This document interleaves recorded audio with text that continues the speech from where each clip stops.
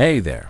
Tonight, we're stepping into a world that sits at the strange intersection of faith, finance, and fear. Not the glittering legend of noble knights in shining armor, but the real story beneath the red crosses and white mantles. A story about warrior monks who became bankers, who built an empire of trust and coin, and who fell so spectacularly that their arrest on a single Friday in October still echoes through our superstitions today.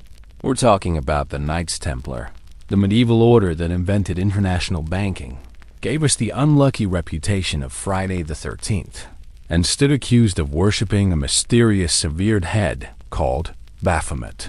If this kind of slow, detailed history helps you unwind, feel free to like the video and subscribe, but only if it actually brings you peace.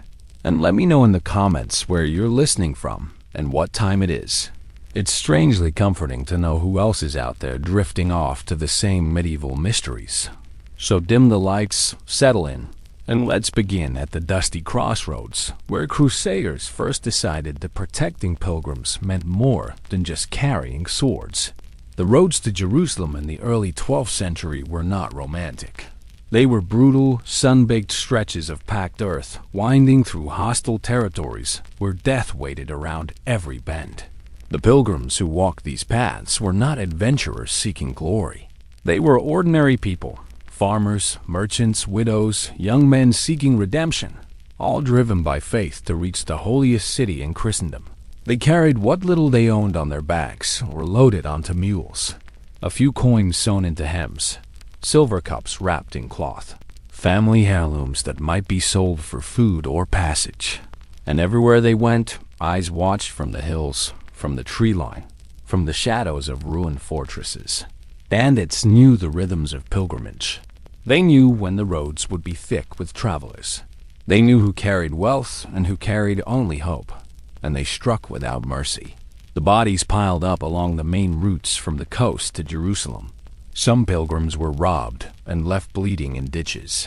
Others simply vanished, swallowed by the vast, indifferent landscape. Families back in Europe would wait for letters that never came, for sons and daughters who set out with crosses stitched to their cloaks and never returned. The Crusader states, those fragile new kingdoms carved out of the Levant after the First Crusade ended in 1099, were desperately short on manpower. The European armies that had taken Jerusalem were mostly gone, returned home to their estates and families. The garrisons that remained were stretched thin, manning fortifications, defending borders, and trying to hold together a patchwork of territories surrounded by Muslim forces who had not forgotten their losses, and were already planning to reclaim what had been taken. Into this dangerous, unstable world stepped a small group of French knights. They had no grand plan initially. They were not visionaries who foresaw building an international organization that would reshape medieval finance. They were simply men who saw a need and decided to fill it. Pilgrims were dying. Someone had to protect them. And these knights, veterans of the First Crusade, or men who had arrived in its aftermath, took it upon themselves to provide that protection, not for pay, though donations would eventually come. Not for land or titles, though those too would follow, but out of a sense of religious duty that ran so deep it demanded sacrifice. The year is around 1118 or 1119. Historians debate the exact date. The First Crusade has ended. Jerusalem, the holiest city in Christendom, has fallen into European Christian hands after nearly 4 centuries of Muslim rule. And now the floodgates have opened.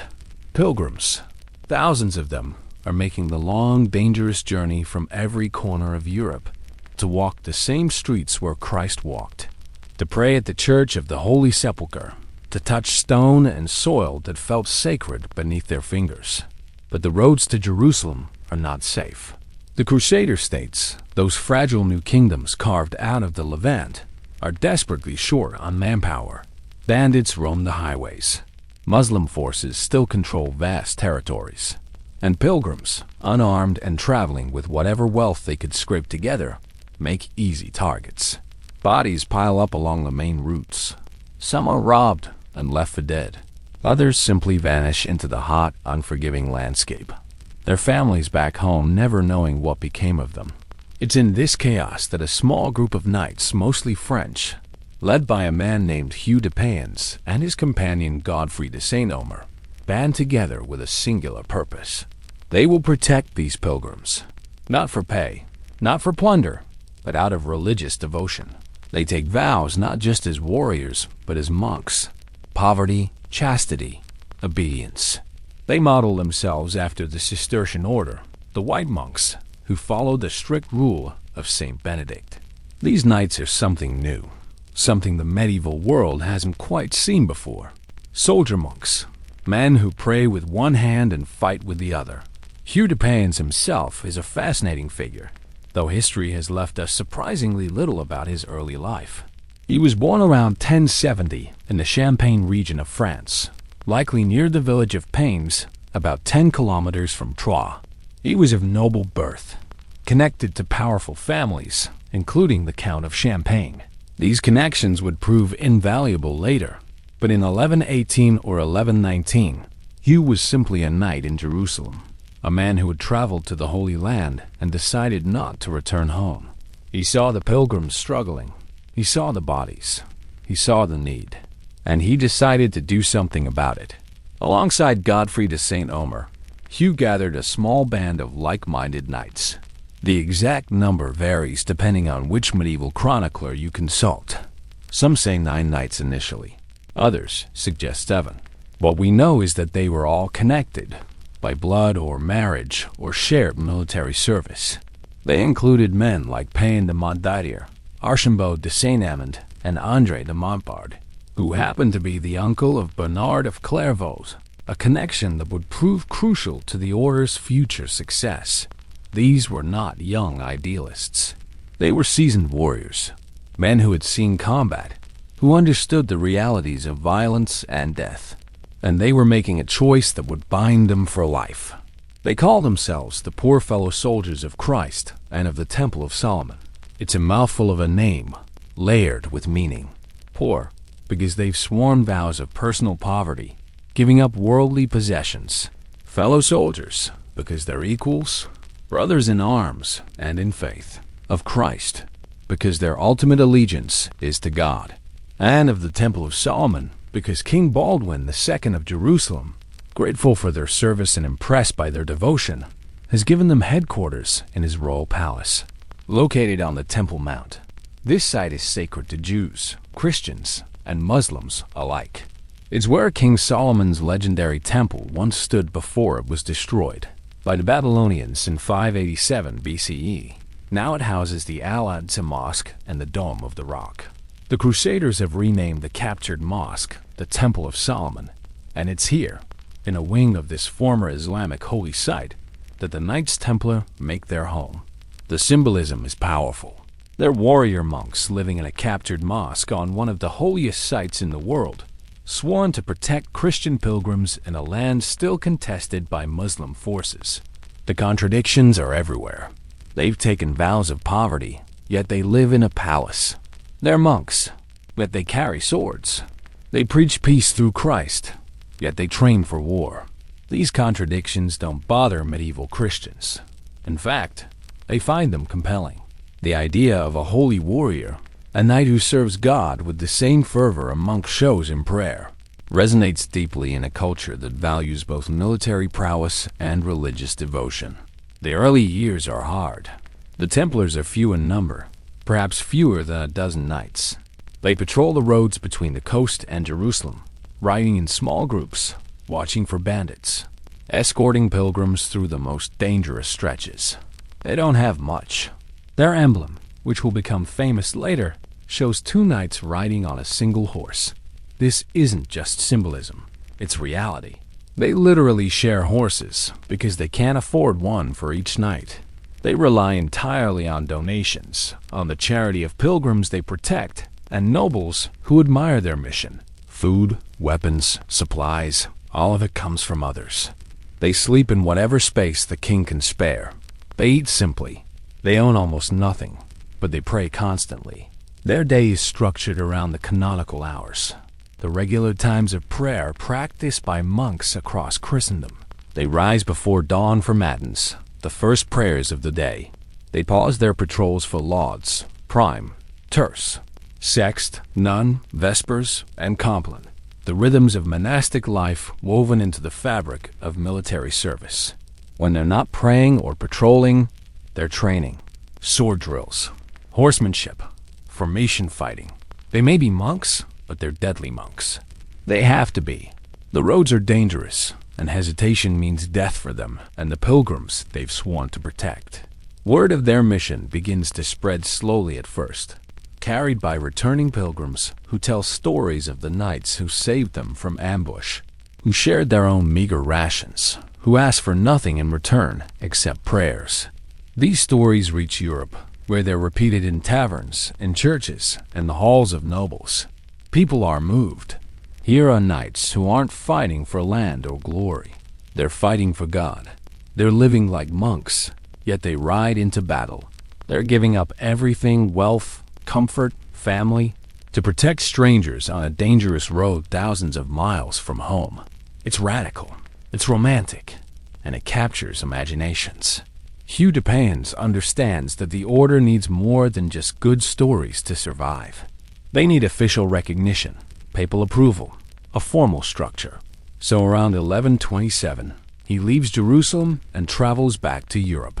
It's a recruitment tour, a fundraising campaign, and a diplomatic mission all rolled into one.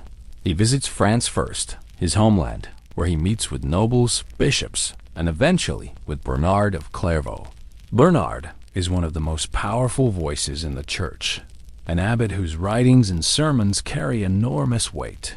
He's also, conveniently, the uncle of André de Montbard, one of the founding Templars. Bernard hears Hugh's pitch and is immediately enthusiastic. He sees in the Templars something pure, something that combines his love of monastic discipline with the martial needs of the crusading movement. He becomes their champion. Hugh travels to England and Scotland as well, establishing early Templar outposts in London and near Edinburgh. He meets with King Henry I of England, who offers support. Donations begin to flow. Land, money, castles. Nobles compete to show their piety by giving to the Templars. Some wealthy families even give their sons, young men of good birth who join the order, swelling its ranks. The Templars are no longer 9 poor knights sharing horses. They're becoming an organization. At first, they're a small operation. 9 knights, maybe a few more depending on which chronicler you trust. They sleep in borrowed quarters, patrol the roads, and survive on donations. But something about them captures the imagination of Christendom. Perhaps it's the novelty of warrior monks. Perhaps it's the romanticism of their mission. Or perhaps it's simply that people desperately want to believe that the roads to the Holy Land can be made safe. Word spreads. Nobles begin to take notice. And in January 1129, at the Council of Troyes in France, everything changes. This is where the Knights Templar transform from a small band of devoted knights into an officially recognized religious military order. The council is attended by numerous bishops, abbots, and church officials. Pope Honorius II sends representatives, and Hugh DePayens is there, along with some of his brother knights, to present their case. They've been operating for about a decade now, protecting pilgrims, living as monks, but without formal structure or official rules. The council changes that. With Bernard of Clairvaux's strong advocacy, the council grants the Templars formal recognition. They're given a rule, a written code of conduct that will govern every aspect of their lives. Bernard himself helps compose it, basing it on the Cistercian rule he knows so well. The original rule contains 72 clauses, though it will expand to several hundred over the years as new situations arise and new guidelines become necessary. This rule is extraordinarily detailed.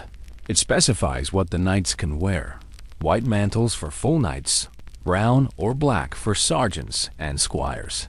It dictates how many horses each rank can have. A master gets 4 horses, a knight gets 3, a sergeant 2. It lays out when they can eat meat, no more than 3 times per week. It demands silence during meals. It forbids all contact with women, even their own mothers and sisters. The Templars are not to hunt, except for lions, which are seen as dangerous predators rather than game. They're not to joust in tournaments, which are considered vain displays of martial skill. Every hour of their day is prescribed, from pre-dawn prayers to evening compline. The rule also addresses combat. Templars are forbidden to retreat unless outnumbered 3-1. They must fight to the death if necessary. Cowardice is the ultimate sin, but they're also taught discipline. They don't charge into battle without orders. They fight in formation, coordinated, a wall of shields and swords rather than individual glory seekers. This discipline, combined with religious fervor, makes them formidable. When a Templar knight rides into battle, he believes death is not defeat but martyrdom, a direct path to heaven. This makes them fearless, perhaps recklessly so.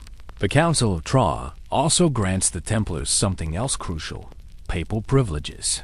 Pope Honorius II issues bulls, official decrees, that give the Templars special status. They're exempt from paying tithes. In fact, they're allowed to collect tithes themselves. They can build their own churches and have their own priests, answering not to local bishops, but directly to the Pope. This independence will prove both a blessing and a curse. It allows them to operate freely, but it also breeds resentment among local church authorities who see their power undermined. Donations flood in after Troyes. Bernard of Clairvaux writes his endorsement in praise of the new knighthood, which circulates widely. He describes the Templars as the ideal Christian warriors, men who fight not for earthly reward but for heavenly glory. He contrasts them with secular knights, whom he criticizes as vain, greedy, and violent. The Templars, Bernard argues, channel their martial skills toward holy purpose. They're protectors of the innocent, defenders of the faith, living weapons in God's hands. It's powerful propaganda, and it works. Nobles across Europe compete to show their piety by giving to the Templars. Land is the most common gift. Entire estates, farms, vineyards, mills. A family might give a manor in England, another a castle in Spain. Some nobles join the order themselves, handing over all their possessions as part of their vow of poverty. Others give generously, but remain in the secular world, hoping the Templars' prayers will speed their souls through purgatory when they die. By the mid-12th century, the Templars own property across Christendom. They have preceptories, regional houses, in France, England, Scotland, Spain, Portugal, Italy, Germany, and across Eastern Europe. Each preceptory is both a monastery and a military fort, a place where knight monks pray, train, and manage the order's local affairs. These preceptories serve multiple functions. They're recruiting centers where young men join the order. They're training grounds where new knights learn the rule and practice combat. They're way stations where Templars traveling between Europe and the Holy Land can rest and resupply. And crucially, they're economic hubs. The lands the Templars own need to be managed. Crops must be planted and harvested. Livestock must be tended. Mills must grind grain. Vineyards must produce wine. All of this generates income, and the Templars, despite their vows of personal poverty, accumulate organizational wealth. A Templar knight owns nothing personally. He has no money, no property, nothing but his white mantle and his weapons. But the order, as an institution, grows rich. The Templars also receive another crucial privilege in 1139 with the papal bull Omni Datum Optimum, issued by Pope Innocent II. This bull reaffirms and expands their rights. They're now completely independent of all authority except the popes. Kings can't tax them. Bishops can't interfere with them. They're accountable only to Rome. This makes them a sovereign entity, a state within states, operating across borders with no local allegiance. It's an arrangement that will serve them well for a century and a half, and then contribute directly to their destruction when monarchs grow tired of having a powerful, wealthy, independent military force on their soil that they can't control. The Templars' military reputation grows alongside their institutional power. They fight in every major crusade and countless smaller campaigns. They garrison castles in the Holy Land, massive stone fortresses like Chateau Pellerin and Crac the Chevaliers. These aren't just military installations. They're statements. Their architecture designed to intimidate, to project permanence, to say the Crusaders are here to stay. The Templars pour resources into these castles, making them nearly impregnable. Thick walls, deep wells, granaries that can sustain a garrison through years of siege. They're planning for the long term, but they also die, constantly. The life expectancy of a Templar knight in the Holy Land is short. Battles are frequent and brutal. At the Battle of Hattin in 1187, Saladin captures over 200 Templars and Hospitallers and executes them all. He offers them conversion to Islam or death. Every single one chooses death. Their throats are cut, and their bodies are left for scavengers. This is not unusual. Templars die by the dozens in skirmishes, by the hundreds in major battles. And always, reinforcements arrive from Europe, fresh knights eager to take up the cross and die for Jerusalem. The cost of maintaining this military machine is staggering. Knights need armor, weapons, horses. War horses are expensive, bred specifically for combat, strong enough to carry a fully armored knight, and trained to bite and kick in battle. A single warhorse can cost as much as a small farm, and knights go through horses quickly in the harsh climate of the Levant. They die in battle. They collapse from heat. They fall ill from unfamiliar diseases. The Templars need a constant supply, which means constant expenditure. Add to this the cost of castles, of garrisons, of food and supplies for thousands of men stationed across a hostile region, and the financial burden is enormous. This is where the Templars' dual nature becomes essential. They're warriors, yes, but they're also administrators, managers, logisticians. They need to fund their military operations, and that means finding new sources of revenue. It means managing their European estates efficiently. It means, eventually, offering financial services to others.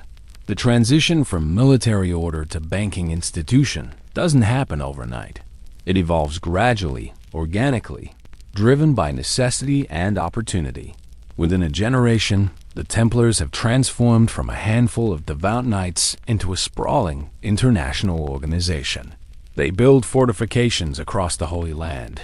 Massive stone castles rise from the desert, each one a statement of power and permanence. They establish preceptories, regional houses, across Europe.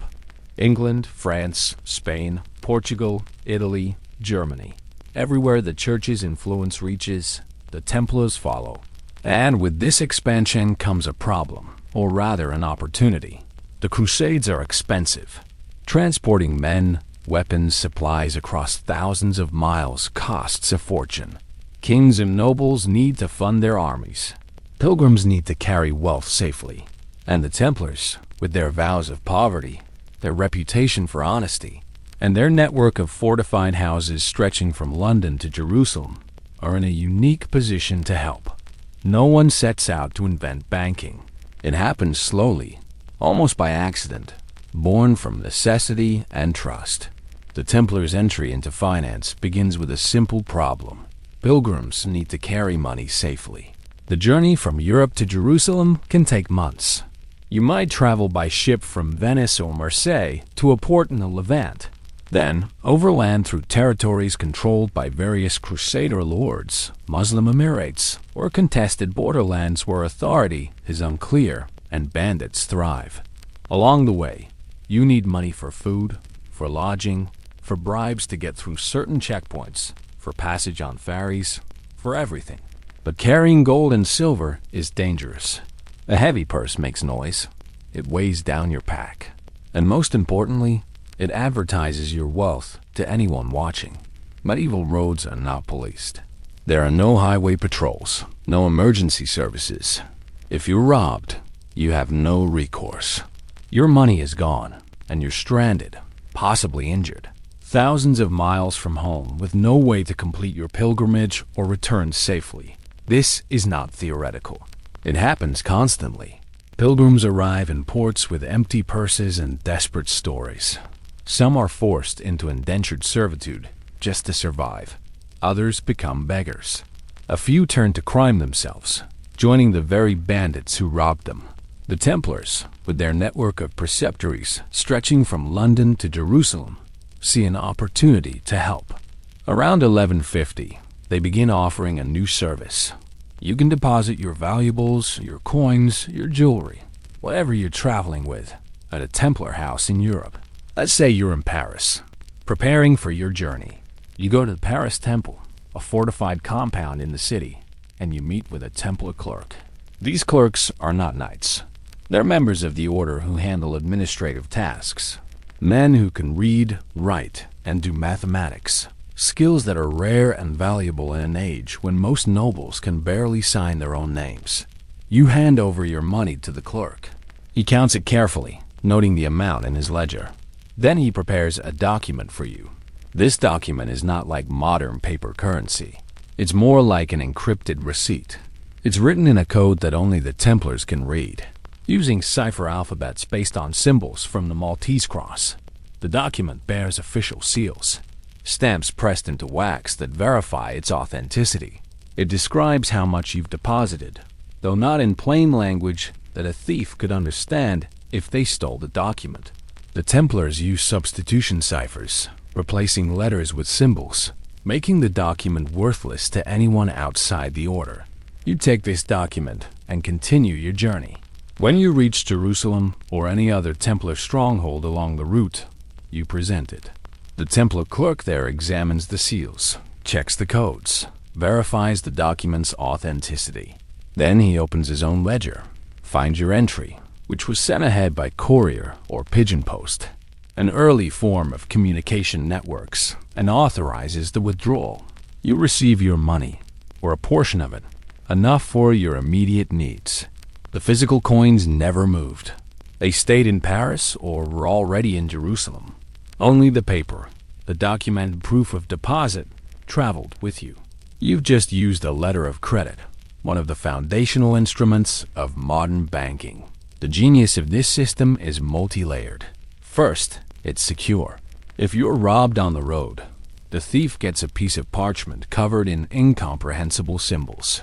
It's useless to them. They can't redeem it. They can't forge another one. It's just paper.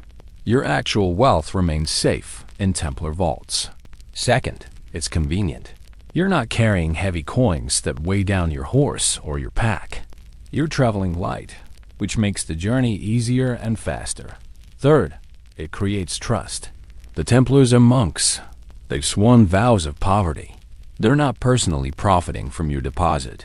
The order as an institution manages the money, but individual Templars can't steal it for themselves. This makes people feel safe in trusting their wealth to the order. Of course, the system isn't perfect. There are fees, though the Templars don't call them interest. That would be usury, which is forbidden by the Church. Instead, they call them administrative costs, or they take a small percentage for the service of safeguarding and transferring your funds. It's semantics, but it keeps the Church happy. The fees are usually modest, at least initially. A few percent of the total deposit.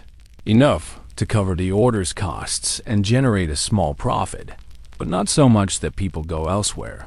Word of this service spreads quickly. Pilgrims love it.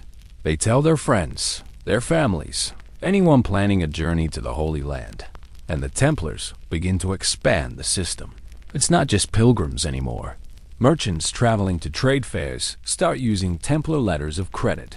A wool merchant in England can deposit funds in London and withdraw them in Champagne, where the great medieval fairs are held, without carrying a single coin across the channel.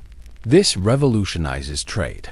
Suddenly, long-distance commerce becomes safer, more efficient. The Templars are facilitating economic activity on a scale Europe hasn't seen since the Roman Empire.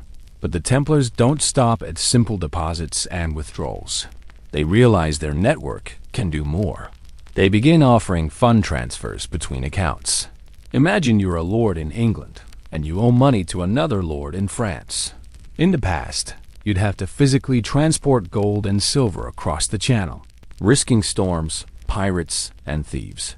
Now, you can go to the London Temple, instruct the Templars to transfer a certain amount from your account to the French lord's account. The Templars make a note in their ledgers in both locations. The French lord goes to the Paris Temple and finds his account has been credited. No coins moved, just ink on parchment. But the debt is settled. This is account-based banking.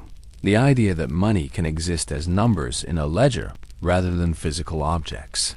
The Templars also start managing assets for wealthy clients. Kings and nobles, who often don't trust their own courtiers or family members with their treasures, give their valuables to the Templars for safekeeping. King John of England famously stores the crown jewels in the London Temple. The building is essentially a royal vault, more secure than any castle.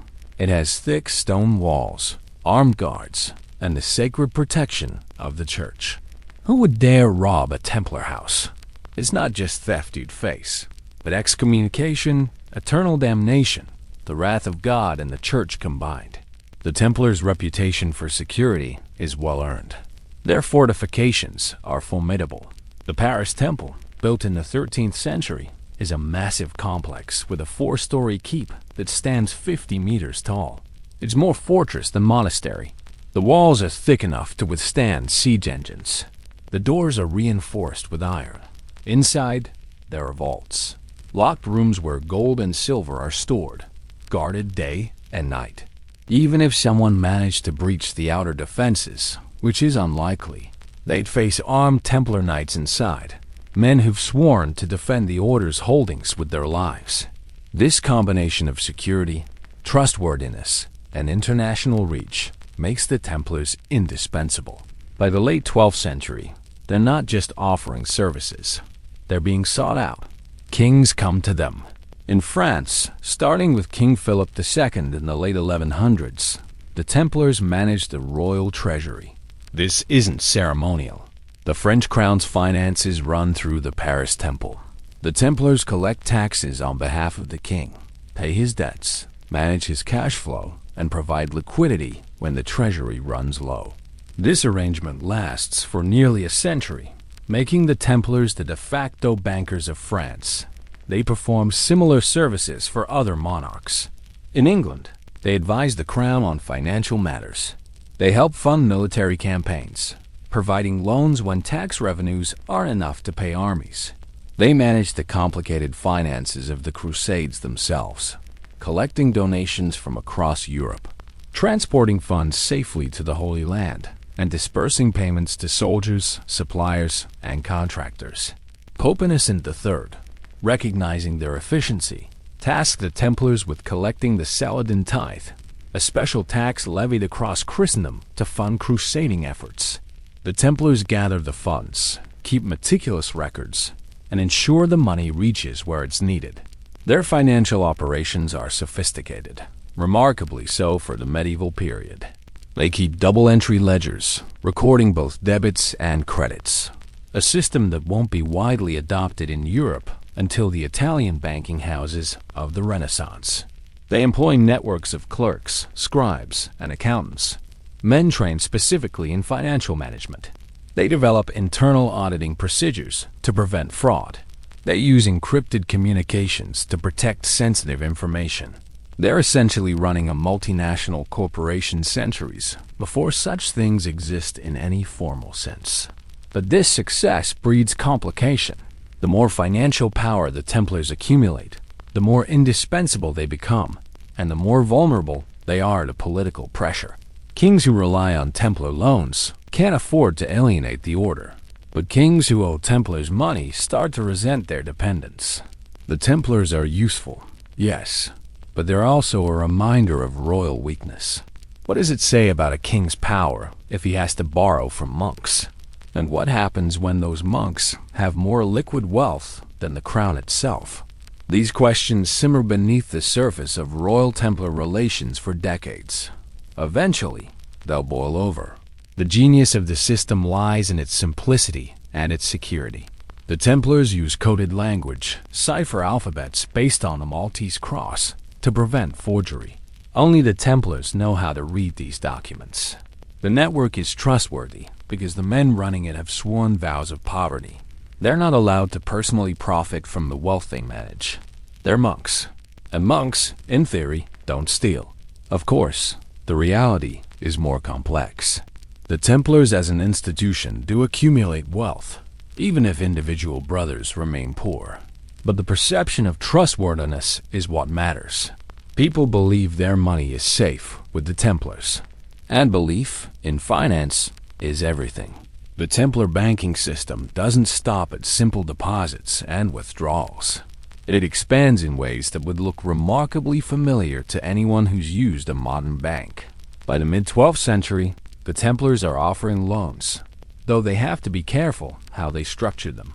The Church strictly forbids usury, the charging of interest on loans. This ban is based on biblical prohibitions and centuries of theological teaching.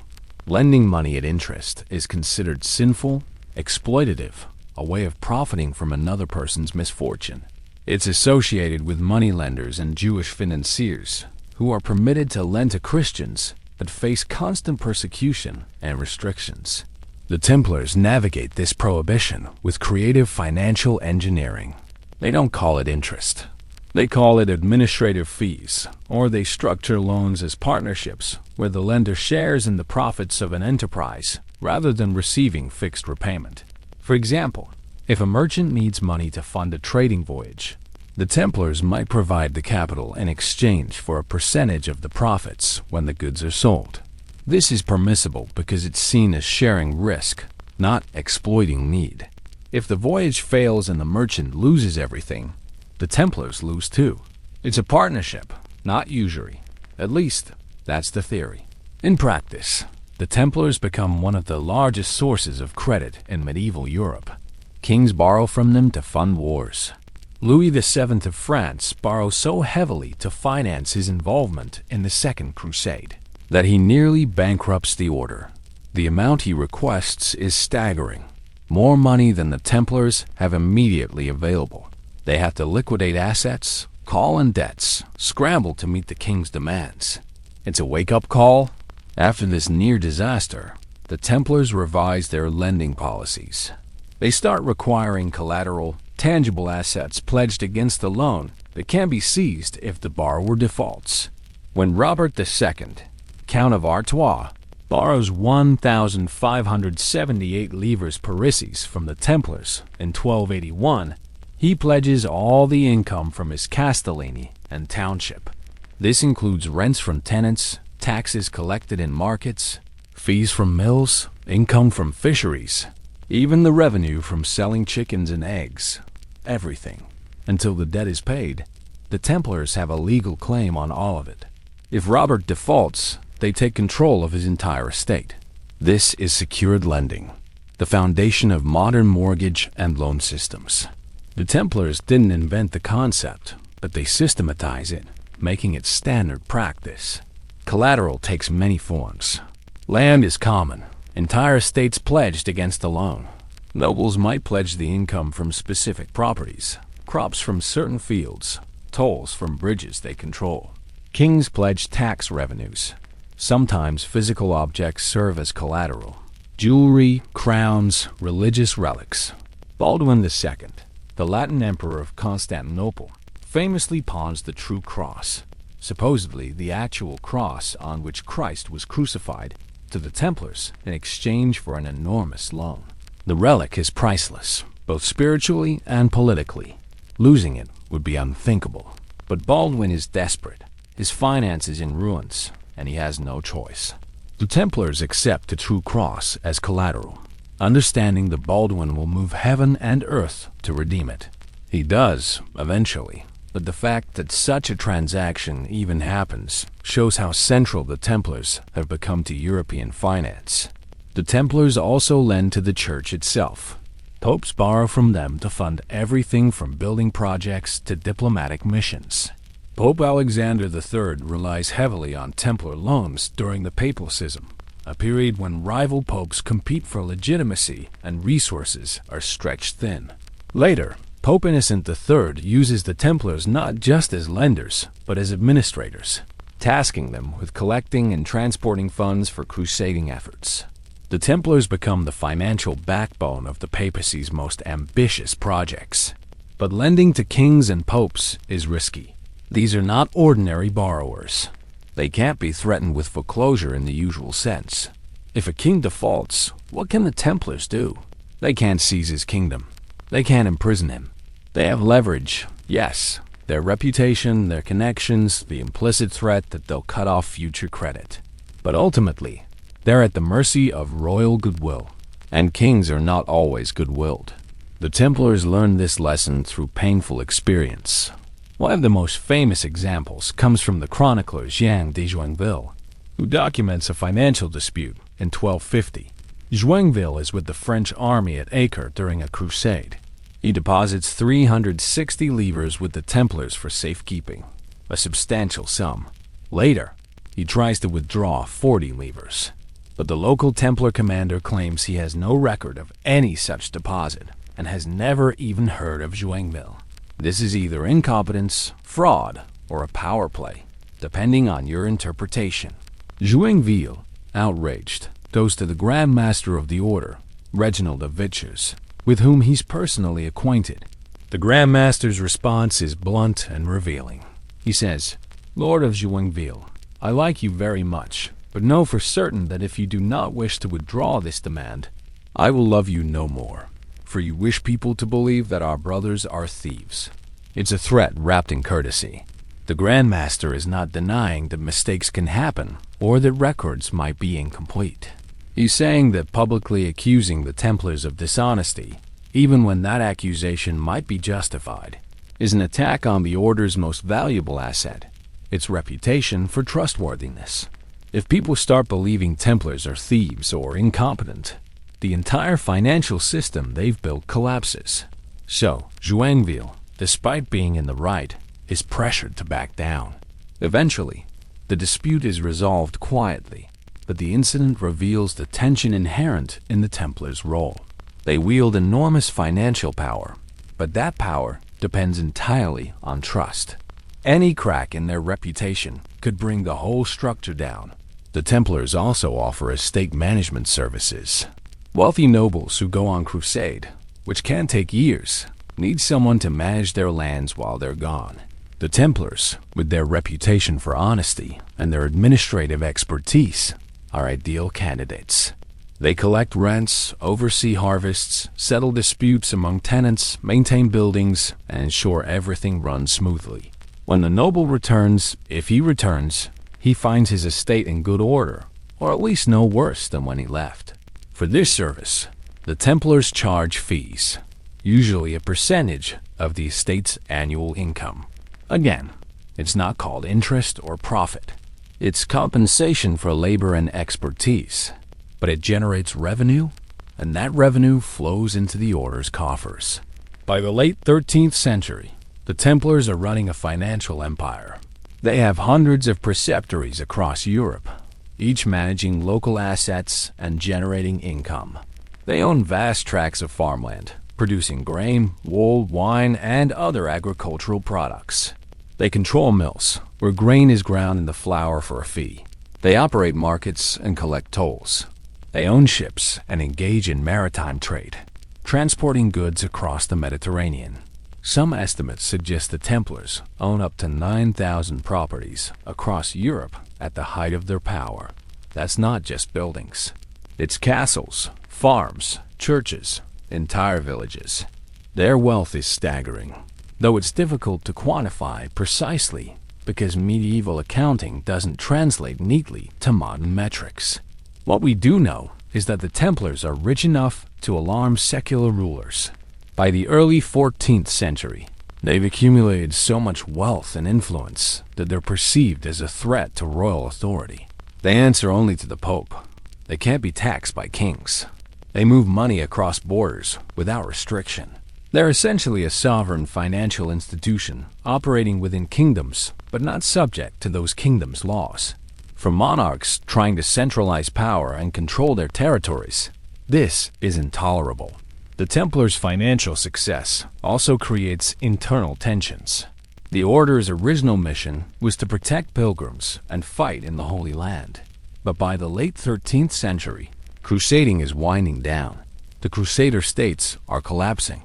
In 1291, Acre, the last major Christian stronghold in the Levant, falls to the Mamluks. The Templars fight valiantly, losing many knights in the defense, but it's not enough. Acre is lost. Jerusalem has been in Muslim hands since 1187, when Saladin recaptured it.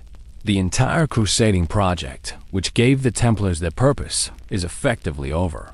Some suggest the Templars should merge with the Knights Hospitaller, another military order that's also pivoting toward new roles. Others propose that the Templars relocate their headquarters, maybe to Cyprus, which they own, and continue fighting from there. But the energy, the sense of urgent mission, is fading. And yet the Templars' financial operations continue to grow. They're monks who run banks, warriors without a war. This identity crisis makes them vulnerable.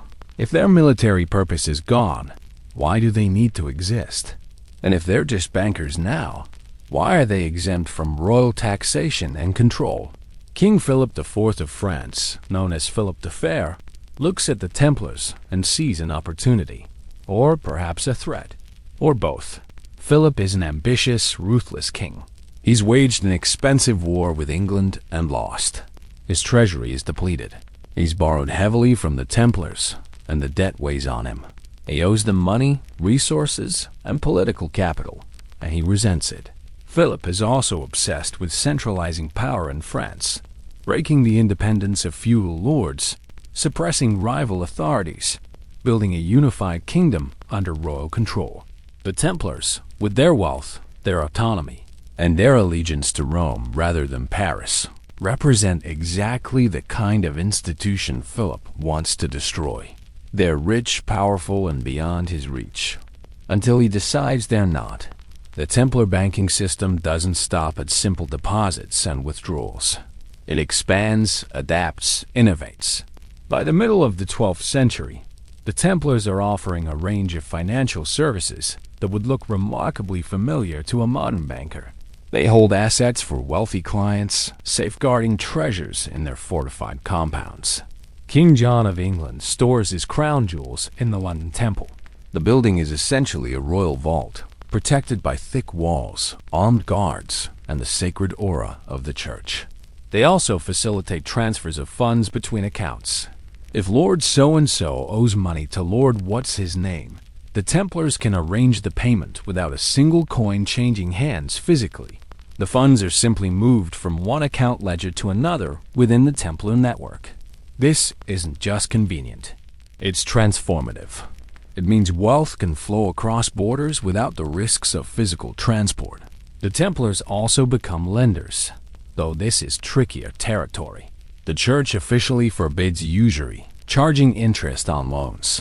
It's considered sinful, exploitative, the domain of moneylenders and Jews who are allowed to lend to Christians, but face constant persecution for doing so. The Templars navigate this prohibition carefully. They don't call it interest. They call it fees for administrative services, or they structure loans as partnerships where the lender shares in profits rather than demanding fixed repayment. It's creative accounting, medieval style, but it works. Kings borrow from them. Louis VII of France borrows so heavily to fund his crusade that he nearly bankrupts the order. Later monarchs learn from his example and demand collateral. When Robert II, Count of Artois, borrows over 1,500 livres in 1281, he pledges all the income from his lands, down to the chickens, until his debt is paid. The Templars' banking operations are supported by an infrastructure that spans Christendom. They own ships, entire fleets that transport goods, pilgrims, and soldiers across the Mediterranean. They own farms, vineyards, mills, and workshops. They're involved in manufacturing and trade, import and export. They even own the island of Cyprus outright for a time. This commercial empire generates enormous revenue, which flows back into the Templar treasury. But the real power of the Templars lies not in their wealth alone, but in their financial expertise. They understand money in ways that most medieval institutions do not. They keep meticulous records, double-entry bookkeeping before the term is even coined. They employ clerks and administrators who can read, write, and calculate, skills that are rare and valuable in an age when most nobles are illiterate. The Templars bring this expertise into royal courts. In France, a Templar brother serves as the royal treasurer. The order essentially functions as the outsourced treasury of the French crown for nearly a century, managing state funds, delivering liquidity during fiscal crises, and advising on financial policy. Other kingdoms follow suit. The Templars become financial advisors to monarchs across Europe. They manage estates, collect taxes, and even handle diplomatic payments. Pope Innocent III tasked them with collecting funds for the Crusades and transporting those funds safely to the Holy Land. The papacy itself routes collections through the Templar house in Paris, using letters of credit to settle debts across Europe. This makes the Templars indispensable. They're not just warriors anymore. They're bankers, trustees, underwriters, and brokers of high-level diplomacy. They sit at the intersection of money, religion, and politics, three forces that define the medieval world. But this success comes with risk. The Templars grow rich, enormously so. By the turn of the 14th century, they own vast tracts of land, collect tithes from their properties, and manage fortunes on behalf of kings and popes. Their preceptories are among the wealthiest institutions in Europe. The Paris Temple, with its 4-story keep and massive fortifications, is more fortress than monastery. The London Temple is so secure that royalty uses it as a vault. This wealth breeds resentment. People begin to whisper, "How can an order sworn to poverty live in such splendor? Why do monks control so much of Europe's money?" And most dangerously, what happens when the people who owe the Templars money, people with armies and political power, decide they no longer want to pay? By 1307, the Knights Templar are at the height of their power and influence, but they're also vulnerable in ways they don't fully realize. The Crusades, their original mission, are winding down. Acre, the last major Crusader stronghold in the Holy Land, fell in 1291. Without a clear military purpose, the Templars' reason for existence is being questioned. Some suggest they merged with the Knights Hospitaller, another military order. Others wonder if they should disband entirely. But the Templars are too wealthy, too entrenched, to simply fade away.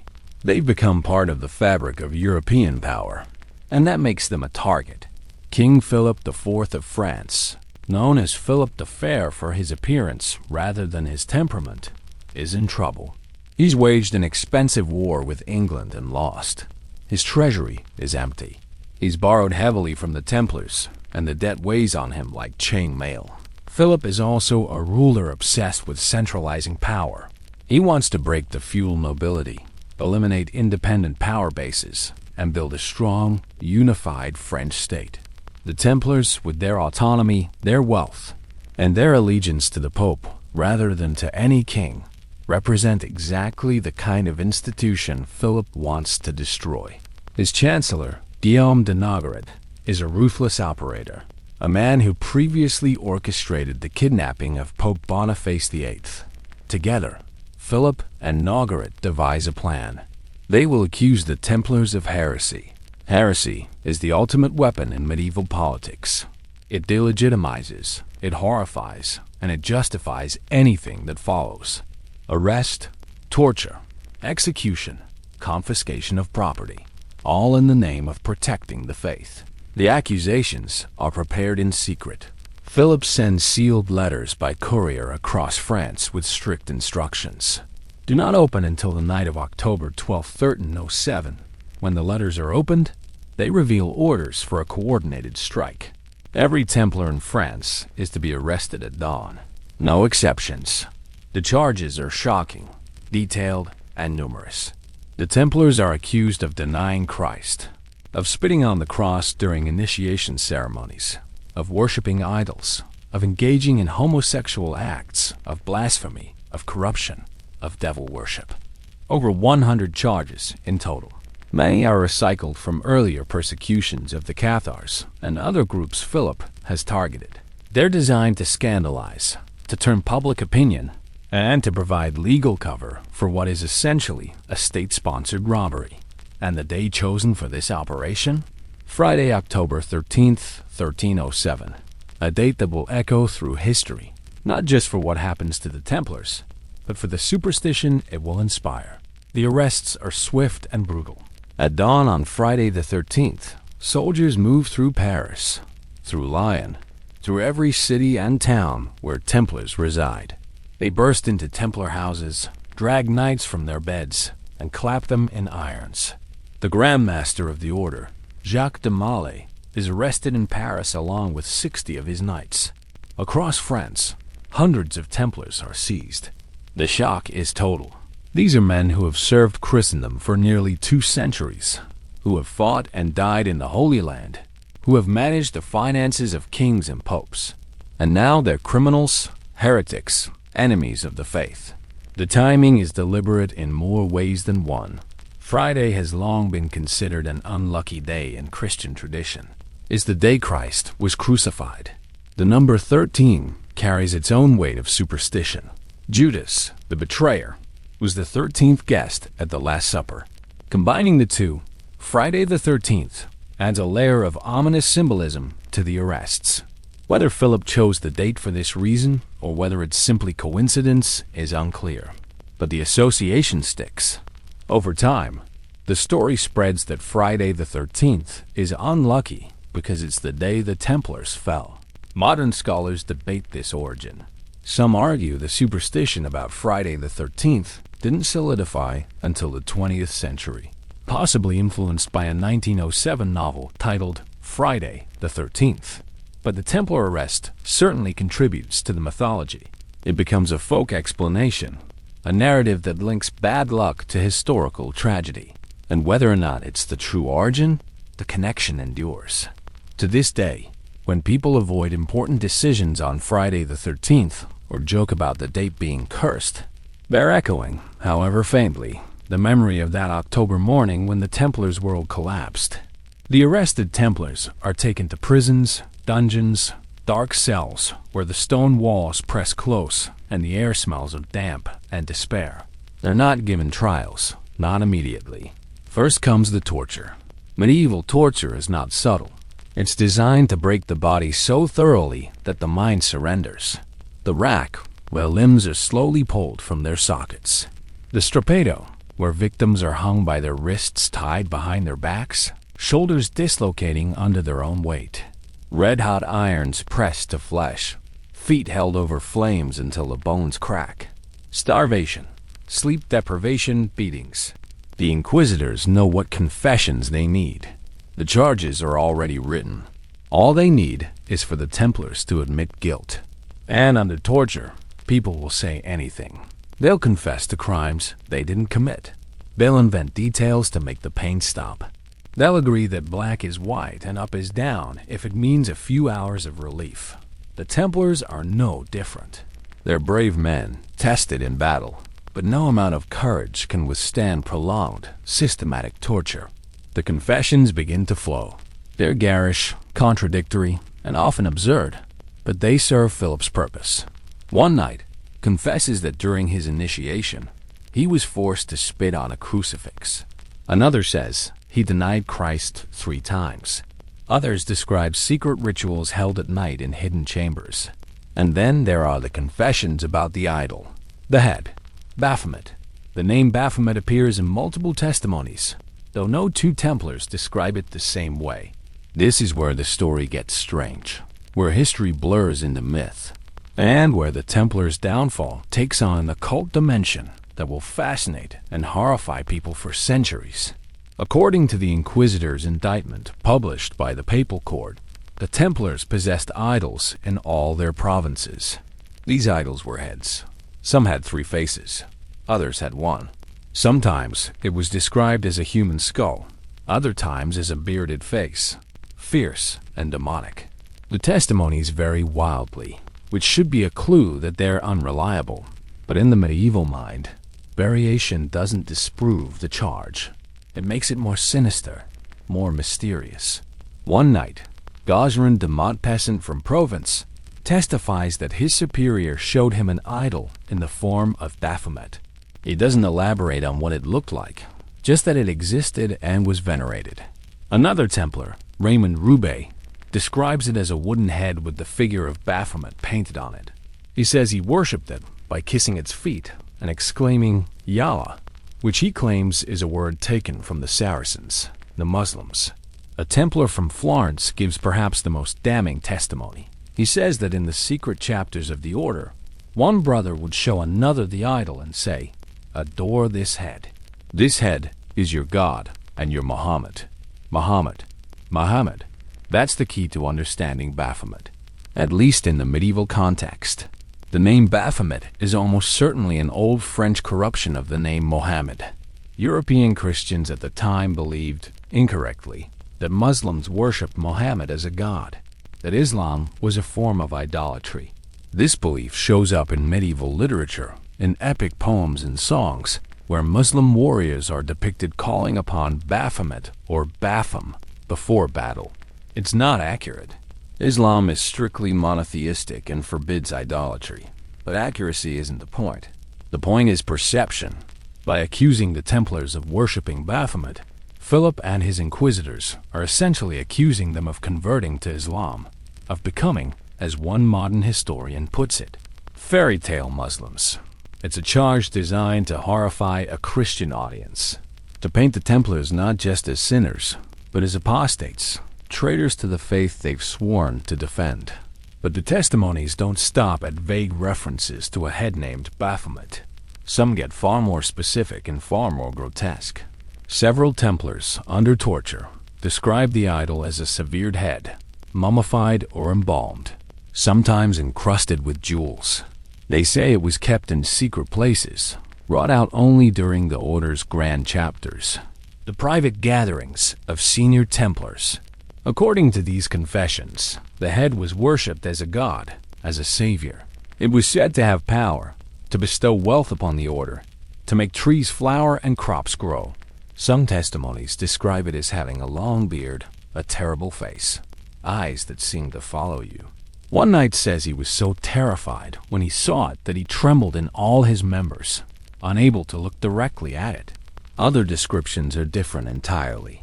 Some Templars confess to worshipping a cat, a black cat, or sometimes a red, gray, or mottled cat. This fits neatly into medieval associations between cats and witchcraft, between felines and heresy. The cat, in some testimonies, is kissed below the tail, a detail so vulgar it seems designed to provoke disgust. There are even claims that the Templars ate food mixed with the ashes of dead Templars, a form of necromantic ritual meant to transfer the courage of fallen knights. Whether anyone actually believed these confessions, or whether they simply served as useful propaganda, is hard to say. But they were recorded, repeated, and used as evidence. The question modern historians ask is, did the Templars actually worship anything called Baphomet? The answer, based on the evidence, is almost certainly no. There are several reasons to be skeptical. First, the confessions were extracted under torture, which makes them inherently unreliable. People being tortured will say whatever they think their torturers want to hear. Second, the descriptions of Baphomet are wildly inconsistent. A severed head, a painted wooden face, a cat, a skull with jewels. If the Templars truly had a central idol, you'd expect more uniformity in the testimonies. Instead, each knight seems to be improvising, pulling details from folklore, from nightmares, from whatever comes to mind under duress. Third, no physical evidence of Baphomet was ever found. The Templars' properties were searched thoroughly after their arrest. Philip's men went through every Templar house in France, looking for treasure, documents, anything incriminating. They found silver reliquaries shaped like heads, which was not unusual. Medieval churches often kept relics in ornate containers, and heads were a common form for reliquaries. But there's no record of finding anything matching the descriptions in the confessions. No demonic idol, no jeweled skull, no cat with mystical powers.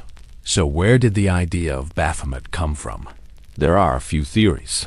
One is that it's entirely invented, a fiction created by the Inquisitors and fed to the Templars during torture. Tell us about the head. What did it look like? What did you call it? The knights, desperate and broken, provide answers. Baphomet, Muhammad, a demon, a severed head. Whatever makes the pain stop. Another theory is that the Templars did possess reliquaries in the shape of heads, perfectly innocent objects used to house the bones of saints. Under torture, knights might confess to venerating these relics, and the Inquisitors twist the testimony, turning holy relics into heretical idols. Some Templars were known to possess a reliquary marked Head 58, and another said to contain the remains of Saint Euphemia. There's even speculation that they had a relic believed to be the head of Hugh de Payens, the Order's founder. Venerating the skull of your organization's founder might seem strange today, but in the medieval world, relics were powerful, sacred objects. A more intriguing theory suggests that the accusations of head worship tie into much older traditions. In the ancient Near East, including the regions where the Templars operated, head veneration was not uncommon. Skulls of ancestors, heroes, and holy figures were sometimes kept and honored. Could the Templars have encountered such practices during their time in the Holy Land and adopted elements of them? Not as devil worship, but as a localized form of relic veneration? It's possible, but hard to prove. Some scholars have proposed that the head the Templars allegedly worshipped was not Baphomet at all, but the head of John the Baptist. This theory ties into the idea that the Templars might have converted secretly to Johannite beliefs, the heretical notion that John the Baptist, not Jesus, was the true Messiah. John was famously beheaded, and his head became one of the most sought-after relics in Christendom. Many churches claim to possess pieces of his skull. If the Templars venerated a relic they believed to be John's head, and if this veneration was secretive or ritualized in ways that seemed unorthodox, it could have been misinterpreted or deliberately misrepresented as devil worship. Yet another theory, more esoteric, suggests that Baphomet has Gnostic origins. Gnosticism, an early Christian heresy that emphasized secret knowledge and viewed the material world as corrupt, was stamped out by the Church centuries before the Templars existed. But some 18th and 19th century occultists, eager to tie the Templars to mystical traditions, proposed that the order secretly preserved Gnostic teachings. They pointed to alternative etymologies for Baphomet. One claimed it came from the Greek words Baph-metis, meaning baptism of wisdom. Another suggested it derived from the Arabic Abu Fihamet, meaning father of understanding, a Sufi term for enlightened consciousness. These theories are creative, but lack historical support. There's no evidence the Templars were Gnostics or Sufis, but the idea has staying power, especially in occult circles, where Baphomet becomes a symbol of hidden knowledge, forbidden truth, the reconciliation of opposites. The modern image of Baphomet, the one most people recognize, didn't emerge until the 19th century. In 1856, a French occultist named Eliphas Levi published a book called Dog Ritual de la Haute Magie, and in it, he included an illustration of what he called the sabbatical goat.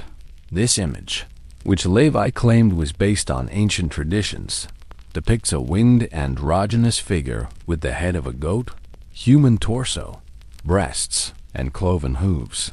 One arm points up, the other down, inscribed with the Latin words solve and coagula. Alchemical terms mean dissolve and coagulate. A pentagram adorns the forehead. A torch burns between the horns. It's a deliberate synthesis of opposing forces, male and female, human and animal, light and dark, spiritual and material. Levi intended Baphomet to represent the balance of the universe, the union of all dualities. It was, in his vision, a positive, if deeply misunderstood, symbol. But Baphomet didn't stay in the realm of abstract philosophy. The image was adopted by later occultists, including Aleister Crowley, who connected Baphomet with satanic imagery and secret worship. Crowley argued that Satan was not humanity's enemy, but its ally, a bringer of knowledge and liberation. In the 1960s, the Church of Satan, founded by Anton LaVey, adopted a version of Levi's Baphomet as its official symbol, the sigil of Baphomet, a goat's head inside an inverted pentagram. This cemented Baphomet's association with modern Satanism, though it's worth noting that LaVey's Satanism is more theatrical atheism than devil worship. Still, the damage, if you can call it that, was done. Baphomet became, in popular culture, a symbol of evil, of the occult, of everything dark and forbidden. None of this has anything to do with the medieval Knights Templar. The goat-headed Baphomet of Levi and LaVey is a 19th and 20th century invention. The Templars, if they confess to worshipping anything under torture, describe heads, cats, demons, vague and contradictory things that don't match Levi's elaborate illustration. But the association lingers. Baphomet and the Templars are linked in the public imagination, tied together by centuries of myth-making, occult speculation, and the simple fact that mysterious accusations make for better stories than mundane truths. The reality is that the Templars were almost certainly not devil worshippers. They were Christians, devoted and orthodox, albeit operating in a complex multicultural environment where they encountered Muslim, Jewish, and Eastern Christian traditions. Did some of them adopt unorthodox practices? Possibly. Did they venerate relics in ways that seemed strange to outsiders? Likely. But did they worship a demon called Baphomet? The evidence says no. The trials continue for years, not just in France but across Europe. King Edward II of England is initially skeptical of the charges. He knows the Templars. They've managed his finances, guarded his treasury. The political pressure mounts. Edward is engaged to Philip IV's daughter, and he needs the French king's support. In December 1307, Edward orders the arrest of Templars in Britain and Ireland. They're seized on January 9th to 11/13/08. Many are imprisoned in the Tower of London, held in cramped, cold cells, in stables, in cellars, anywhere space can be found. The tower is already crowded with Scottish and Welsh prisoners from England's ongoing wars. The Templars, once honored guests of the crown, are now just more bodies behind bars. In England, the torture is less extreme than in France, at least initially. English law restricts the use of torture, and many Templars refuse to confess. But pressure from the Pope and the French king eventually leads to harsher interrogations. Some Templars are moved to other locations, questioned repeatedly, their resistance worn down. A few confess. Most maintain their innocence. In July 1311, 5 elderly Templars, too weak to travel from the Tower to St. Paul's Cathedral, are brought to All Hallows by the Tower, a small church that still stands today. There, unable to stand due to their age, they confess through tears, seeking absolution. Whether they believe the charges or simply want the ordeal to end is impossible to know. Pope Clement V, who initially wanted to hear the Templar side of the story, is caught between his conscience and King Philip's threats. Philip has military force, political leverage, and no patience for papal independence. Under pressure, Clement capitulates. In 1312, he issues a decree abolishing the Knights Templar, not because they're proven guilty, but because the scandal has made them untenable. The order is disbanded. Its properties are officially transferred to the Knights Hospitaller, though most European monarchs managed to dip into the Templar wealth before handing anything over. Philip gets his hands on enough treasure to ease his debts, though not as much as he'd hoped. Much of the Templars' wealth, it seems, has vanished, hidden, moved, or never existed in the quantities imagined. Jacques de Molay, the Grand Master, endures years of imprisonment. He's tortured until he confesses, then recants when the torture stops, then confesses again. It's a cycle of agony and doubt. Finally, on March 18, 1314, Molay and 3 other senior Templars are brought before a public tribunal in Paris. The plan is for them to confess one final time, to publicly admit their guilt and ask for mercy. But Molay, Old and broken but not defeated, to something unexpected. He stands before the crowd and recants his confession entirely.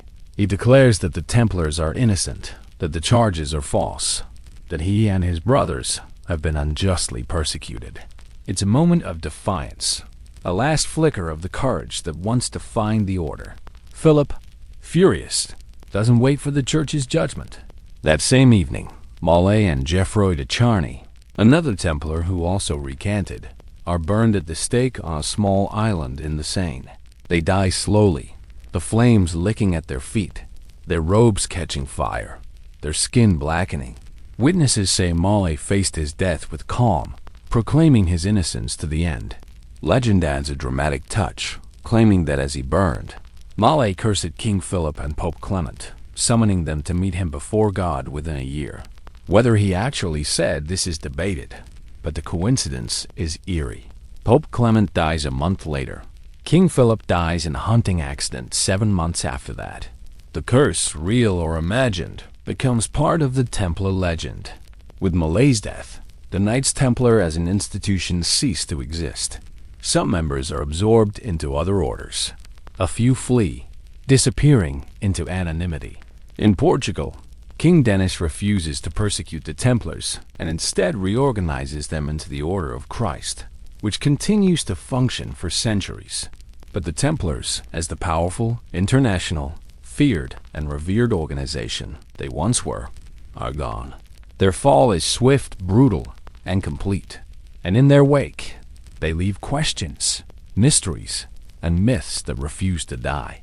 But the story doesn't end with flames and ashes in Paris. The destruction of the Templars sends shockwaves across Europe that reverberate for centuries. When news of Jacques de Molay's execution reaches other kingdoms, reactions are mixed. Some see it as justice served against heretics. Others see it as a cautionary tale about royal overreach and the dangers of challenging powerful institutions. The immediate practical question everyone faces is, what happens to all that Templar wealth? Philip seizes what he can in France. Templar properties are confiscated, sold off, or transferred to other institutions. The king claims the Paris Temple and converts it into a royal treasury, ironically using the Templars' own fortress to manage the finances they once controlled. But Philip doesn't get everything he hoped for. Much of the Templars' wealth was not physical gold sitting in vaults. It was assets, land, properties, loans owed to them. These are harder to liquidate quickly, and some of the order's wealth simply vanishes. There are persistent legends that Templars, warned of the impending arrests, smuggled treasure out of France. Ships allegedly sailed from La Rochelle in the weeks before October 13th, carrying gold, silver, and sacred relics to unknown destinations. Some stories place this treasure in Scotland, beyond the reach of papal authority. Others suggest Portugal, where King Denis protected the Templars and allowed them to reorganize. Still others whisper of hidden caches buried beneath Templar properties, waiting to be discovered. No credible evidence supports these treasure stories, but they refuse to die. Throughout the centuries, treasure hunters have searched Templar sites, digging beneath ruined castles and abandoned chapels, looking for the lost wealth of the order. None have found anything substantial. The truth is probably mundane. The Templars' wealth was dispersed, absorbed into other institutions, spent by kings, or simply lost in the chaos of the arrests and trials. In other European kingdoms, the fate of the Templars varies. In England, King Edward II initially resists pressure to arrest them. He's skeptical of the charges and reluctant to move against an order that served the crown well. But Pope Clement insists, and eventually Edward complies. English Templars are arrested in 1308, more than a year after the French arrests. The trials in England are less brutal. Torture is forbidden by English common law, so confessions are harder to extract. Many English Templars simply deny the charges. Some are eventually acquitted. Others are assigned to monasteries to live out their lives as monks. The order is dissolved, but the men are treated with relative mercy. In Spain and Portugal, the outcomes are even more favorable. The Iberian kingdoms are still actively fighting the Reconquista, the centuries-long campaign to reclaim the peninsula from Muslim rule. They need military orders. The Templars have fought effectively in Spain for generations. So when the order is officially suppressed, the Spanish and Portuguese kings simply reorganize the Templars under new names. In Portugal, King Denis creates the Order of Christ in 1319, absorbing former Templars and their properties. This new order will go on to play a crucial role in Portuguese exploration. Prince Henry the Navigator is a member. Ships sailing under the Order of Christ's emblem, a red cross on white sails, will reach Africa, India, and eventually the Americas. The Templars, in a sense, help discover the New World. In Aragon, the Templars become the Order of Montesa. In Castile, they're absorbed into existing orders like Santiago and Calatrava. The men, the skills, the organizational structures all continue, just under different banners. The Templars as an institution die in 1312, when Pope Clement formally dissolves the order at the Council of Vienne. But the legacy, the knowledge, the systems they built, all survive in various forms. The financial innovations definitely survive. Italian banking houses in cities like Florence, Venice, and Genoa pick up where the Templars left off. Families like the Medici study Templar methods and expand on them. They develop more sophisticated financial instruments, bills of exchange, letters of credit, double-entry bookkeeping. The Medici Bank at its height operates across Europe, much like the Templars did, moving money, managing accounts, lending to kings and popes. They even adopt some of the Templars' architectural preferences, building fortress-like palaces to protect their wealth. The transition from Templar banking to Renaissance banking is not a clean break. It's an evolution, with the Templars providing the foundation. The Templars also influenced the development of international law and diplomacy. Their status as an independent organization, answerable only to the Pope, created precedents for extraterritoriality. The idea that certain institutions can operate across borders without being subject to local laws. This concept evolves into diplomatic immunity, the protected status of embassies and ambassadors. It shapes how international organizations, from the Catholic Church to modern entities like the United Nations, navigate relationships with sovereign states. Even the physical infrastructure the Templars built endures. Many of their castles and fortifications in the Holy Land still stand, massive stone testimonies to their engineering skill and ambition. Crack des Chevaliers in Syria, though often attributed to the Hospitallers who took it over later, was heavily fortified by Templars. Chateau Pelerin in Israel remains one of the best-preserved Crusader castles, its walls still defying the sea and the centuries. In Europe, Templar churches dot the landscape. The Temple Church in London, with its distinctive round nave modeled on the Church of the Holy Sepulchre in Jerusalem, still serves as a functioning place of worship. Walking into these spaces, you can feel the weight of history, the presence of the men who prayed there, who believed they were serving a divine purpose. But alongside the genuine historical legacy, myths proliferate. The Templars become a blank canvas onto which people project their fantasies, fears, and conspiracy theories. By the 14th century, rumors are already circulating. Templars survived, people whisper. They took their secrets underground. They became a shadow organization, pulling strings from the darkness. These stories are nonsense, but they're compelling nonsense. They offer a narrative where the powerful, even when destroyed, don't truly die. They endure, hidden, waiting. In the 18th and 19th centuries, the Templars get caught up in the rise of Freemasonry. Masonic orders, seeking historical legitimacy and mystical pedigree, claim descent from the Knights Templar. They develop elaborate origin stories involving Templars fleeing to Scotland, establishing secret lodges, preserving ancient wisdom. Some Masonic rites explicitly reference the Templars, incorporating elements of their imagery and history into ritual. This connection is historically baseless. The Freemasons emerged centuries after the Templars were destroyed. and there's no credible evidence of any institutional continuity. But the association sticks. To this day, some Masonic bodies use Templar titles and symbolism. The 19th century also sees the invention of the modern image of Baphomet. Eliphas Levi, a French occultist, draws his famous sabbatical goat in 1856. It's a winged hermaphroditic figure with a goat's head, sitting cross-legged, with pentagrams and esoteric symbols all around. Levi associates this image with Baphomet, claiming it represents the absolute, the union of opposites, the balance of masculine and feminine, good and evil, light and darkness. This drawing becomes iconic in occult circles and later in popular culture. The Church of Satan adopts it. Heavy metal bands put it on album covers. Horror movies use it to signal demonic activity. And always, it's linked back to the Templars, even though Levi's goat-headed figure has nothing to do with any testimony from the Templar trials. The 20th century brings even wilder theories. The Templars discovered the Holy Grail, some claim, and hid it somewhere. Maybe in France, maybe in Scotland, maybe at Oak Island in Canada, where treasure hunters have dug for centuries finding nothing. The Templars found the Ark of the Covenant beneath Solomon's temple.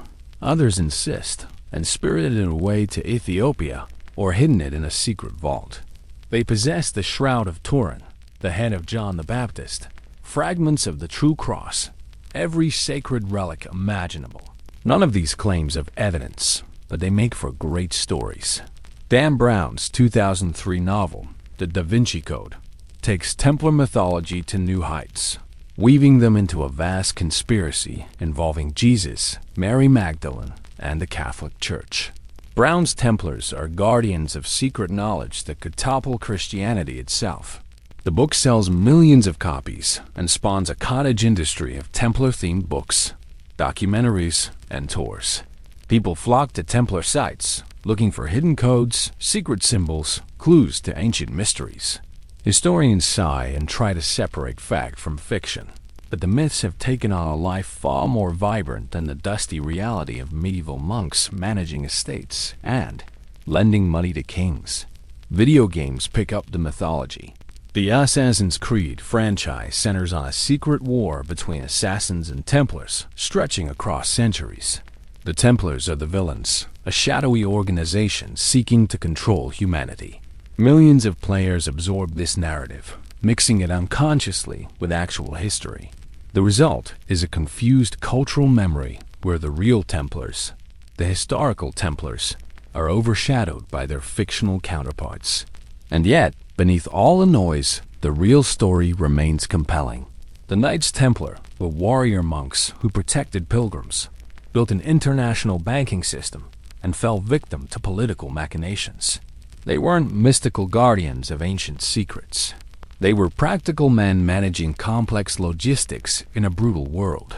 They innovated out of necessity. They grew wealthy because they were trustworthy and efficient. They fell because they became too powerful and too independent for kings to tolerate. Their true legacy isn't in hidden treasures or occult symbols. It's in the systems they pioneered that still shape our world. When you use an ATM in one city to access money deposited in another, you're using a descendant of Templar financial networks. When international organizations operate across borders with special legal status, they're echoing the Templars' unique position in medieval Europe. When we debate the proper relationship between religious institutions and secular governments, we're revisiting questions the Templars raised 7 centuries ago. The Friday the 13th superstition, whether truly rooted in the Templar arrests or not, reminds us that history casts long shadows. The Baphomet mystery, though probably nothing more than tortured confessions extracted under duress, speaks to our enduring fascination with the forbidden, the secret, the heretical. We want to believe there's more beneath the surface, that the powerful hide knowledge from the masses. That history is not just a series of mundane decisions, but a grand conspiracy of hidden truths. The Templars, in death, became what they never were in life. Mysterious, magical, keepers of secrets. The real Templars kept meticulous financial records, argued about grazing rights, and worried about whether shipments of grain would arrive before winter. The mythical Templars dance in torchlit ceremonies, worship strange idols, and guard knowledge that could reshape reality. We remember the myth more vividly than the reality because the myth is more satisfying. It promises meaning, pattern, hidden order in a chaotic world. But there's meaning in the real story too. The Templars show us that innovation often comes from unexpected places.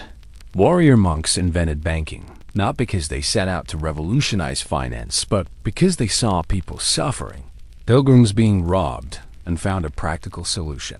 They show us that trust is the foundation of any financial system. Without the Templars' reputation for honesty, their vows of poverty, their monastic discipline, no one would have deposited their wealth with them. They show us that power, even when built on noble foundations, attracts resentment and fear. The very success that made the Templars indispensable eventually made them intolerable to kings who could not control them. And they remind us that institutions, no matter how powerful, are fragile. The Templars existed for less than 200 years, from their founding around 1118 to their suppression in 1312. In that time, they rose from 9 knights sharing horses to an international organization with thousands of members, vast wealth, and influence that stretched from Scotland to Jerusalem. And then they were destroyed in a matter of years, brought down not by military defeat, but by political calculation and legal maneuvering. All their castles, their gold, their sacred vows couldn't save them from a king who decided they had to go. The legacy of the Templars is complicated, layered, and often distorted. In finance, their contributions are undeniable. The letters of credit, the international banking network, the secure transfer of funds. These innovations didn't vanish with the order. They were adopted by other institutions, by Italian banking houses, by merchant guilds, by the financial systems that would evolve into modern banking. The Templars proved that trust and infrastructure could move wealth more safely than armed escorts. They showed that money could be abstract, that value could exist on paper, verified by seals and codes, rather than in heavy coins. This shift is foundational to capitalism, to international trade, to the global economy we navigate today. When you use a credit card, when you transfer money electronically, when you trust a bank to hold your wealth, you're participating in systems the Templars helped pioneer. They didn't invent banking from scratch. Other cultures, other institutions had elements of these practices, but the Templars brought it together, scaled it, and made it work across borders and languages in a way no one had before. The superstition of Friday the 13th is harder to trace. Modern scholars are skeptical that the Templar arrests are the origin. The superstition might not have solidified until the early 20th century, influenced by novels and popular culture. But the story persists because it's compelling. The fall of a powerful order on a date that sounds ominous makes for a satisfying narrative. Whether or not it's historically accurate, the association has become part of how we remember the Templars. Every Friday the 13th, articles and social media posts remind us of the Templars' arrest, linking medieval tragedy to modern unease. It's a ghost story, a cautionary tale, a way of keeping the past alive in our collective anxiety. And then there's Baphomet, perhaps the strangest and most enduring piece of the Templar legacy. The idol that probably never existed has become a fixture in occult symbolism, in conspiracy theories, in debates about the Templars' true beliefs. From Dan Brown's novels to video games to heavy metal album covers, Baphomet appears as a symbol of forbidden knowledge, of secret societies, of hidden truths. The Templars, in this telling, become more than bankers or warriors. They become keepers of mysteries, guardians of ancient wisdom, martyrs to forces that feared what they knew. None of this is supported by historical evidence, but it doesn't matter. The myths have taken on a life of their own. People want to believe the Templars were more than what the records show. They want secret rituals, hidden treasures, codes and symbols that unlock deeper meanings. The real Templars, monks who managed money and fought in deserts, are less interesting than the imagined Templars, mystical figures who danced on the edge of heresy and left clues for future generations to decode. The truth, as best we can reconstruct it, is both simpler and sadder. The Knights Templar were a religious military order that grew too powerful, too wealthy, and too independent. They existed at the intersection of faith, war, and money, three forces that define and destroy. They protected pilgrims, yes. They fought bravely, yes.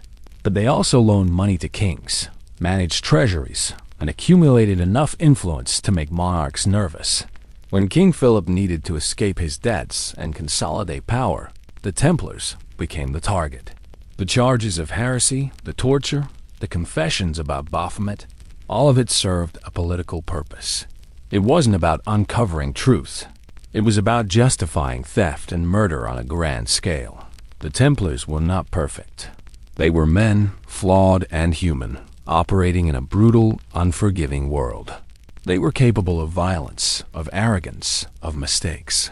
But they were also innovators, organizers, believers. They built something that mattered, a network of trust that spanned a continent, a system that allowed wealth to flow and pilgrims to travel with a measure of safety. And they paid for their success with their lives. In 2007, exactly 700 years after the arrests, the Vatican released a document from the secret archives, the Chinon Parchment. It revealed that in 1308, Pope Clement V had privately absolved the Templars of heresy due to lack of evidence. The document had been hidden for centuries, buried in papal records, forgotten or suppressed. Its release was a quiet acknowledgement of what historians had long suspected. The Templars were innocent. The charges were false. The trials were a sham. It was too late for Jacques de Molay, too late for the hundreds of Templars who died in flames or dungeons. But it was a kind of vindication, a faint echo of justice across 7 centuries. And so the Templars rest, not in honored graves, but in the cracks of history, in the stories we tell, in the superstitions we half believe. They were warrior monks who became bankers. They invented systems that still govern how we move money across the world. They were arrested on a Friday the 13th, a date that still makes people nervous, though most have forgotten why. They were accused of worshiping a demon that never existed.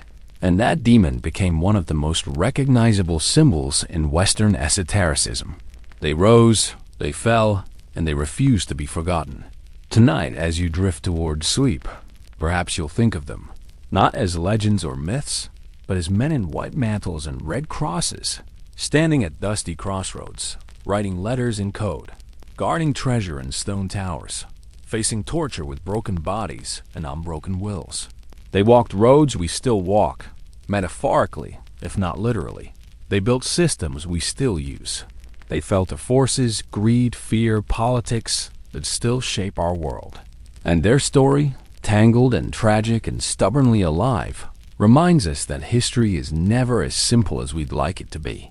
That the past is full of contradictions, of heroes who fail and villains who succeed, of truths hidden under layers of lies and lies that become their own kind of truth. The Knights Templar were real. Baphomet, most likely, was not. But the fear, the fascination, the need to make sense of their story, that's as real as anything.